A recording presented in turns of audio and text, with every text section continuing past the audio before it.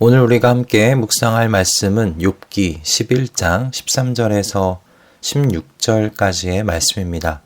욥기 11장 13절에서 16절의 말씀을 읽고 오늘 우리에게 주시는 하나님의 은혜를 함께 나누도록 하겠습니다. 내가 마음을 바르게 먹고 내 팔을 그분 쪽으로 들고 기도하며 악에서 손을 떼고 내 집 안에 불의가 깃들지 못하게 하면 너도 아무 부끄러움 없이 얼굴을 들 수 있다. 내 마음이 편안해져서 두려움이 없어질 것이다. 괴로운 일을 다 잊게 되고 그것을 마치 지나간 일처럼 회상하게 될 것이다. 아멘. 제가 20대 초반에 다니던 교회에서 종종 들었던 이야기가 있습니다. 바로 주일 예배를 참석하지 않고 여행을 갔다든지 등산을 다녀오시다가 다친 분들에게 여지없이 주일 참석하지 않아서 그렇다고, 예배 참석하지 않아서 그렇다고 하는 이야기를 참 종종 들었습니다. 다시 말해서 주일 성수 어긴 죄 때문에 하나님으로부터 벌을 받았다라는 이야기인데요. 주일 성수를 하지 않았다고 이런저런 벌을 받았겠나 싶었지만 저는 이 이야기가 은근히 제 마음을 떠나지 않고 사로잡았었습니다. 그래서 어디를 가야 하는 일이 있더라도 주일 성수하는 것만은 꼭 지켰는데요. 두려워서 그랬던 거죠. 무서워서 그랬던 겁니다. 저는 소발의 이 이야기를 들으면서, 오늘의 이야기를 들으면서 과거에 저를 이처럼 붙잡았던 뭔가 채찍을 든 하나님의 이미지가 떠오르지 않을 수 없었습니다. 주신 계명과 율례를 잘 지키면 평안과 복을 주시지만 그렇지 않으면 무섭도록 채찍을 드시는 하나님, 소발의 이야기에 등장하고 있는 하나님이 바로 이와 같은 하나님이시죠. 소발은 하나님의 지혜가 우리가 이해할 수 없는 것이라고 6절에서 말하고 있지만 그가 설명하고 있는 하나님은 너무나 1차원적인 하나님이십니다. 소발의 하나님은 회개하며 하나님께로 돌아와서 그분의 계명과 율례를 잘 지키면 집안에 불의가 깃들지 않게 하시는 하나님입니다. 명예를 되찾고 평화가 임하게 하는 하나님입니다. 욥의 삶에 광명이 다시 찾아오게 해주시는 하나님이고, 사방에서 들려오는 소식은 희망과 기쁨의 소식만 들려오게 하실 수 있는, 그리고 그렇게 하시는 하나님이십니다. 이 모든 것이 하나님께 회개하면 받을 수 있는 복입니다. 그리고 회개하는 자들에게 이와 같은 복을 주시는 1차원적인 하나님이시죠. 그러므로 소발의 이야기를 따라서 우리가 생각할 수 있는 건, 이런 복을 누리지 못하는 이유는 한 가지구나, 하나님께 죄 지었기 때문이다 라는 거죠. 여러분, 이건 비단 소발의 이야기만은 아니죠. 앞에서 먼저 이야기했던 엘리바스와 빌닷이라는 또 다른 친구들의 이야기이기도 합니다. 이 세 친구는 이와 같은 세계관을 공유하고 있어요. 하지만 이 셋 중에 소발은 더 잔인하고요, 그리고 무서운 하나님에 대한 관점을 가지고 있는 사람입니다. 그래서 이 소발은요, 욥의 고통과 고난에 공감하지를 못합니다. 오히려 이 욥의 상처난 그 부위 위에 소금을 뿌리는 역할을 하고 있는 것이 지금 이 소발입니다. 6절에서 그가 하는 말을 여러분 한번 보십시오. 너는 하나님이 내게 내리시는 벌이 내 죄보다 가볍다는 것을 알아야 한다. 여러분, 이 말이 얼마나 잔인한 말입니까? 이 말이 친구가 할 말은 아닌 것 같습니다. 친구 욥이 어떤 재앙을 당했는지 지금 소발이 모르는 바가 아니지 않습니까? 하루에 그가 가지고 있던 모든 재산을 잃었습니다. 게다가 그의 자녀들까지 하루아침에 다 죽었고요. 그의 아내 또한 그를 떠났습니다. 그것도 모자라서 지금 욥의 온몸에는 욕창이 나기까지 해서요. 욥의 몰골은 말이 아니었습니다. 이런 상황 속에 있는 욥에게 한 소발의 말이 그건 무슨 말입니까? 욥 자네가 받은 이 모든 것은 자네의 죄 중에 일부만 돌려받은 거야.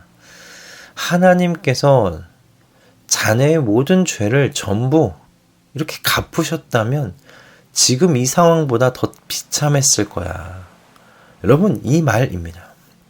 도대체 얼마나 더 욥에게 그 밑바닥이 있을 수 있을까요?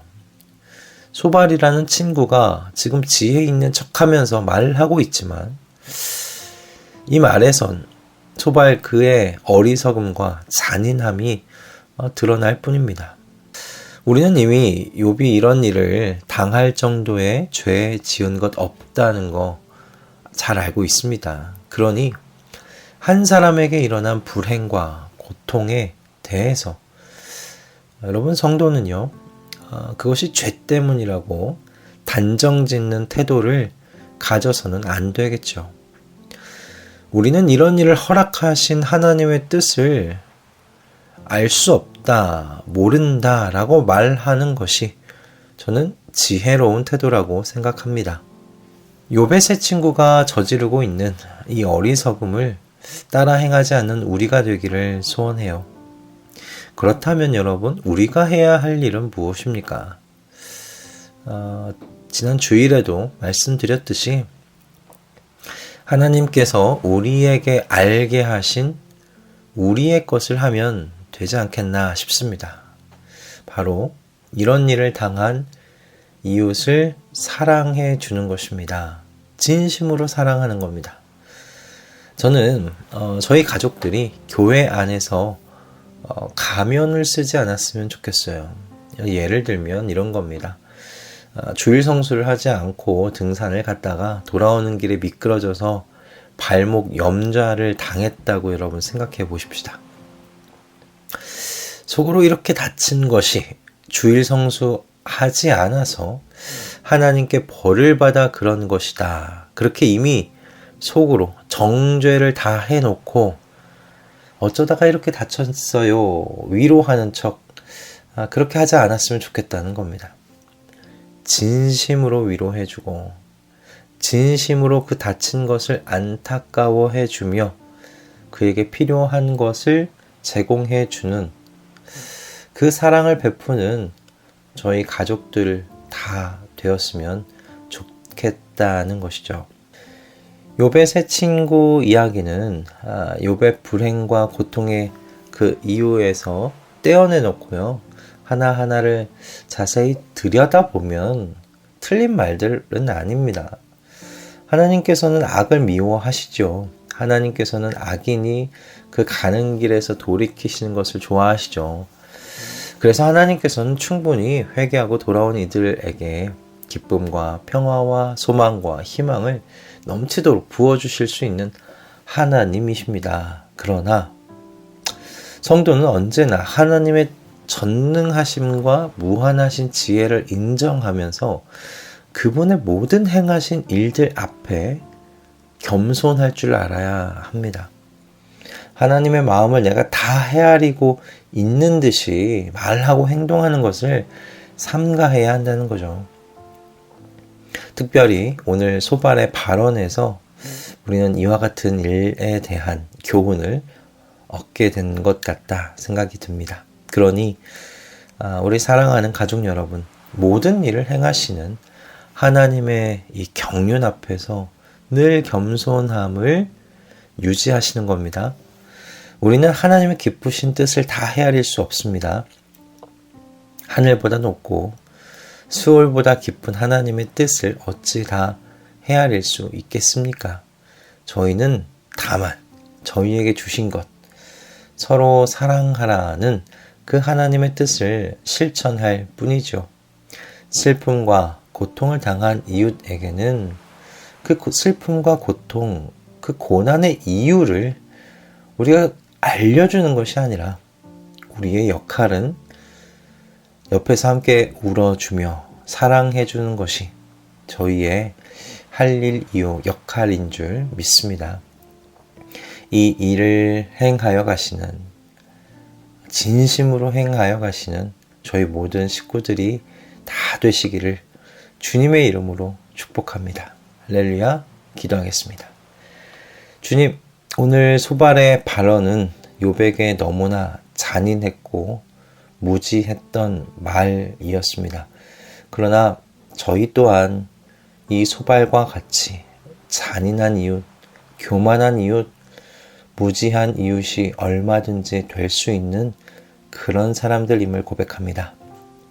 주님, 저희가 주님에 대해서 아는 것처럼 말하고 행동하지 않도록 해 주시옵소서. 하나님의 무한하신 능력과 지혜를 보면서 하나님의 모든 허락하신 일들에 대하여 겸손한 태도를 유지하게 해 주시옵소서.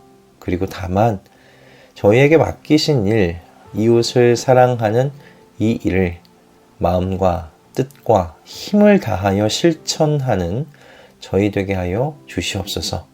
예수 그리스도의 이름으로 기도드립니다. 아멘.